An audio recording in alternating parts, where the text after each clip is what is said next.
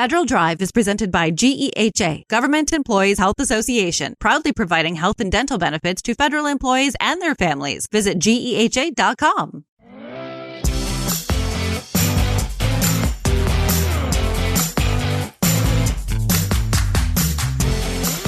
Welcome back to the Federal Drive with Terry Gerton on Federal News Network. It's not just drones pushing aviation into new territory. Electric aircraft are edging closer to commercial use, but certification is still the gatekeeper. The FAA is trying to adapt existing rules while building a longer-term framework that can scale with new designs and risks. Joining me to explain that tension is Derrick Collins, Director of GAO's Physical Infrastructure Team. Mr. Collins, it's great to have you back. Thanks for joining me. Happy to be here. You have put out a new report with GAO looking at how the FAA is planning to certify and regulate electric aircraft. To be clear, this is not drones. This is planes that are powered by batteries, right? Correct. So electric aircraft differ from conventional aircraft in that they use battery-powered electric motors rather than fuel combustion engines to fully drive or partially drive the aircraft's propellers or turbines. And so aviation manufacturers are currently developing fully electric and hybrid electric aircraft, mostly for short range and medium range distances. They vary widely in design. Some require a runway for takeoff, others take off vertically, for example, from the top of a building. And there's a wide variety of potential uses for these aircraft, including air taxis, regional and rural air service, pilot training, and medical transport. Feels like we're finally at our Jetson moment with flying taxis. But what makes these different for FAA to certify and regulate? So, one of the key challenges is getting the aircraft certified. And given their design, which includes features of fixed-wing aircraft and helicopters, the aircraft must pass multiple airworthiness standards, which is why FAA is certifying designs on a case-by-case basis. And another key point is electric propulsion is a new technology, so it isn't an explicit part of the current airworthiness standards. And so FAA has to do this on a case-by-case basis and develop special conditions, which are project-specific alternatives to confirm that the new technology will provide the same level of safety as a conventional product. How urgent is this need? How close is industry to being able to say, hey, we have fleets that are ready to fly. Can you get the regulations ready? So in brief, it may be a while. As of March, FAA was evaluating electric aircraft and engine designs, as I said, on a case-by-case basis. And the agency's yet to certify a crewed electric aircraft. And it's unclear when these aircraft will actually be able to operate commercially. Now, to help streamline reviews, FAA is considering some regulatory changes to help standardize its approach to evaluating these products in the long term.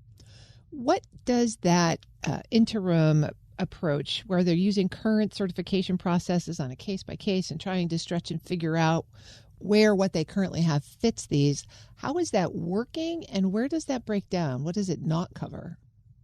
So I think the challenge for FAA, at least from the perspective of the manufacturers, is having the available expertise.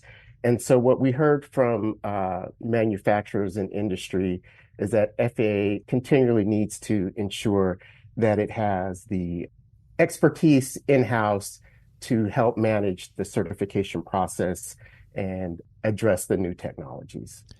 When you say expertise, what are the most challenging areas to get that? Is it around batteries? Is it propulsion? Is it integration of the whole system? It's hiring engineers in disciplines like propulsion. And so FAA has acknowledged that additional staff are needed, and they've been taking steps to hire engineers in those disciplines. Now, taking a step back, we've provided recommendations in the past to FAA on how to help ensure that its workforce has the skills to best respond to changing technology. Is this a place where there might be industry-government exchange or collaboration, and recognizing that this is still such an emerging technology?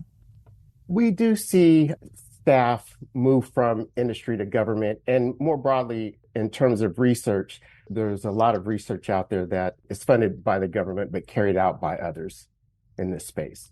Derrick Collins is a director in the physical infrastructure team at GAO.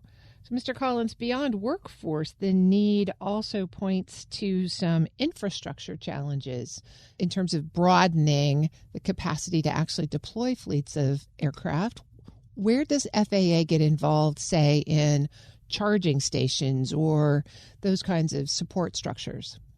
Well, first of all, infrastructure is a key challenge that we found in our work. And according to FAA, only 47 airports had actually planned for charging stations for electric aircraft as of the end of 2025. Now, airports face several challenges with installing the infrastructure needed, including high startup costs for charging infrastructure, uncertainty about demand, and availability of reliable electricity. So, for example, airports may need dedicated electric transformers or large-scale battery energy storage systems in order to support electric aircraft. Electric aircraft feel like electric cars. It's not a matter of if, but when. And so as FAA is thinking about this, we've talked so far about just sort of getting the planes up in the air. What do you have to do to certify that they're flight worthy? But longer term, there's got to be a regulatory regime around this category of aircraft and how it integrates with what we already fly. So how is FAA approaching the long-term regulatory challenges? So that's the third key challenge here, is that FAA ultimately will need to develop guidance to safely integrate the aircraft into the national airspace system. And so one step that they're taking is through a pilot program. So in March, they selected 8 pilot projects across 26 states. And so through this pilot project, they hope to gather data and information that can help them in the development of guidance to help safely integrate electric aircraft into the national airspace system. What are the big open questions that a regulatory framework is going to have to address? Well, I think one of the key things is, as you noted, airspace is already congested. And so really making sure that the aircraft can be integrated in a seamless way and maintain safety for, passengers, cargo, and overall maintaining the safety of the national airspace system. The report talks about the potential utility for electric aircraft, especially in rural areas where they can make short hops and address communities that aren't served by a major metropolitan airport. That makes me think of, folks who fly little two-prop private planes or something like that, and there's always challenges there. How would that regulatory framework address sort of regional deployment? So regional deployment is one of the significant potential benefits for electric aircraft and can be a game changer for regional and rural airports and being able to connect citizens to the national aviation system.